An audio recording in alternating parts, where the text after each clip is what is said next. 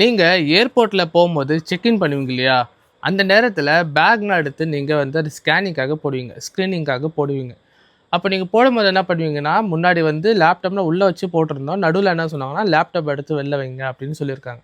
Belt, shoe, pant எல்லாத்தையும் கழட்ட சொல்லுவாங்க. ஸோ நம்மளும் வந்து கழட்டி அதில் ட்ரேயில் போட்டு போட்டு உள்ளே அனுப்புவோம்.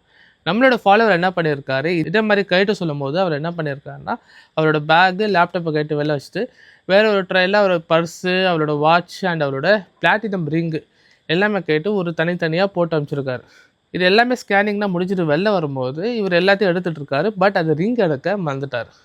ஸோ அவர் எல்லாத்தையும் எடுத்துகிட்டு ஒரு 2 ஸ்டெப்பு ஒரு 3, 4 ஸ்டெப்பு போன அப்புறம் அவருக்கு ஞாபகம் வருது ரிங் இல்லையே அப்படின்னு. ஸோ திருப்பி வர்றதுக்குள்ளே அவங்க ட்ரெயினாக எடுத்து வச்சுட்டாங்க.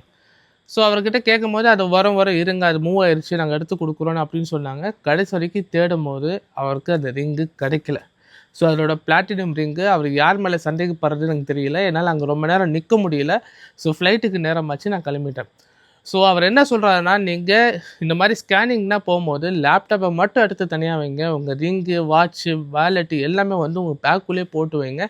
நான் பண்ண மாதிரி நீங்கள் தனியாக எடுத்து போடாதீங்க. இது மாதிரி நிறைய பேர் அங்கே வந்து தொலைச்சிருக்காங்க. ஏர்போர்ட் செக்யூரிட்டி சொன்னாரா, ஸோ எல்லாத்தையும் எடுத்து உங்கள் பேக்கில் வைங்க. வெறும் லேப்டாப்பு, பவர் பேங்க் அந்த மாதிரி ஐட்டம் இருந்தால் மட்டும் வெளியில் எடுத்து வைங்க அப்படின்னு சொன்னார். ஸோ அடுத்த வாட்டி நீங்கள் ஃப்ளைட்டில் போகும்போது மறக்காமல் பேக்கில் வச்சுட்டு போங்க.